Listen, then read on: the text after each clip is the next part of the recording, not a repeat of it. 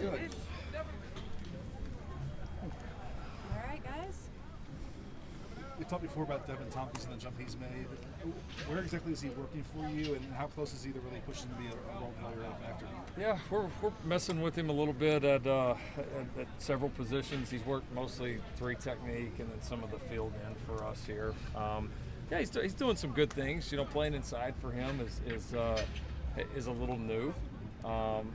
But you kind of look at his body and how he's grown in a short amount of time. Some of it is us maybe projecting towards the future a little bit of what he may grow into and what it looks fairly likely to us that he will.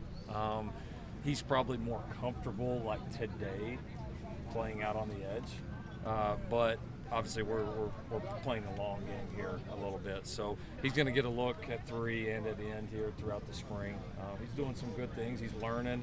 You know, it's one thing to be out there on a scout team and make plays. Now you're kind of really zeroed into really learning the defense and all of those reps coming there. And so there is always a little bit of an adjustment period. So he kind of had that early in spring, but he started to flash a little bit since. What was your evaluation process of him, given how little football he had played prior to his senior year? You know, we didn't know a lot about him when we got here.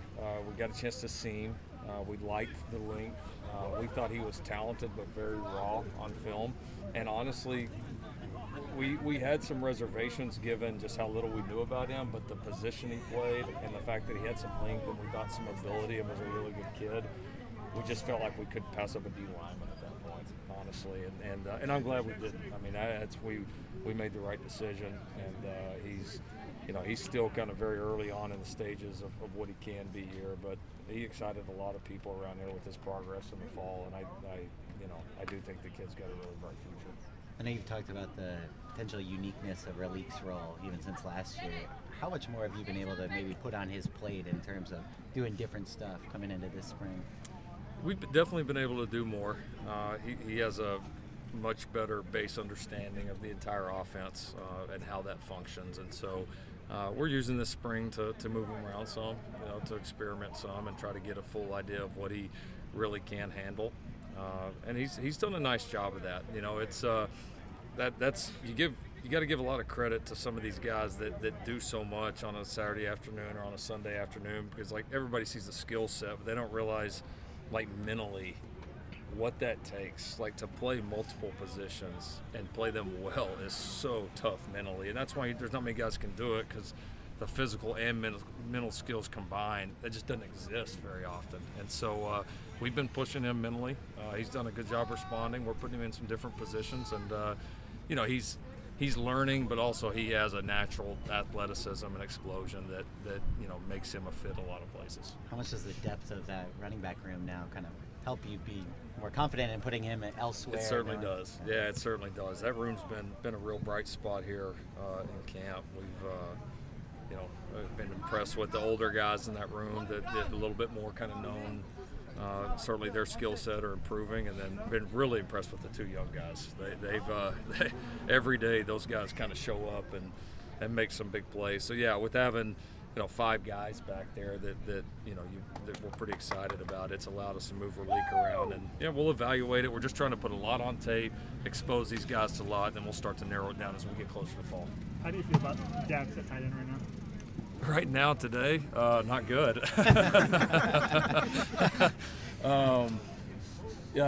Lake's been awesome. Lake's playing at a high level. He has really improved. He's improved physically. What he did last year for us was impressive, especially considering all the time he had missed. I know we talked a lot about it. So the fact that he's had like some consistent off-season work and physical work under his belt, we've been able to do a little bit more with him, this spring, which was expected. He's been really good. We moved Carson Tabaracci over there, and he's done a nice job. He really has. He's got a cool skill set for that. I don't think there's any question he's going to have the ability to have an impact. Obviously, not having Jude right now, is tough for us. We'll be excited to get him back in the fall, and then we'll get Kate Eldridge over here as well. So it's going to be good. It's just currently at this moment right now not very good. Yeah. It's basically the halfway point of camp right now. How would you evaluate how it's gone so far? It's been good. It's been competitive. You know, we've got a little bit more depth across the board. It's I'd say the practices are more physical because we are a little bigger, a little bit stronger.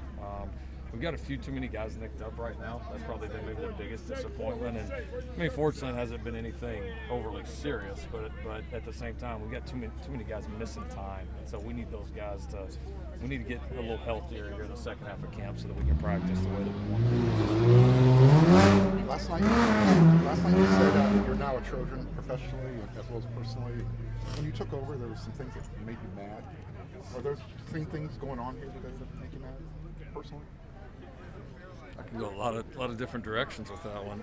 No. I think I just wanted to make the point that I just think a lot of times people come into a new situation and you don't want to own like what's or take part in like what's happened here before. Like, you don't, and everybody can say from this day forward, but like I just think when you come and get really invested in a place, like you're a part of all of it, and so you take personal when it hasn't went right, and you want to build on and uphold, obviously the majority of the history here, which has been really damn good, and so I just never been a fan of like I'm not going to take part in any of this before. Like it's a part of our history, and like I said, we're all here now. We're all Trojans. This is where we want to be, and we love being here, and we want to own all parts of it, the good and the bad, and we want to make sure, this part that we're here for hopefully is as good as it possibly can be.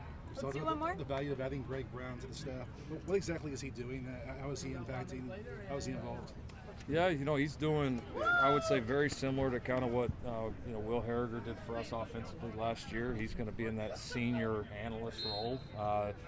It can be really valuable to have a guy like that that's extremely experienced, that's been responsible for the whole thing, that comes in, can offer some fresh perspective, a fresh set of eyes, that's not solely responsible for one position group. He's really an overall advisor for our defensive staff, for myself. He's a great set of eyes. He's somebody our defensive coaches can sit in there and bounce ideas back and forth off of, and he can give them just an open, honest opinion that's not tied to one position. Because all coaches are biased, just like we all with our kids. Like the linebacker coach is always going to see it through the eyes of a linebacker. The D-line coach, when he makes a suggestion, he's probably not thinking about the corner a whole lot. You know what I mean? He's thinking about his dudes up front. Like it's just how we're all wired. And so to have a guy that's not tied to any of those, that can just really sit there day to day, and he can just look at the overall perspective of it, offer up great ideas, it's invaluable. But the hard thing is, like, because we looked at, we vetted several different people on this. It's hard to find somebody that's good enough and experienced enough that has the right demeanor to come in and do this. Because there's also, you got to fit well with the staff. It's also, you got to fit well within our culture and what we're trying to build here too. And Greg really wanted to be here and just blew us away with his experience and his attitude, and he's been a great fit. And I think he's going to help us a ton. Yeah, thank you. All right, thanks guys. Appreciate it.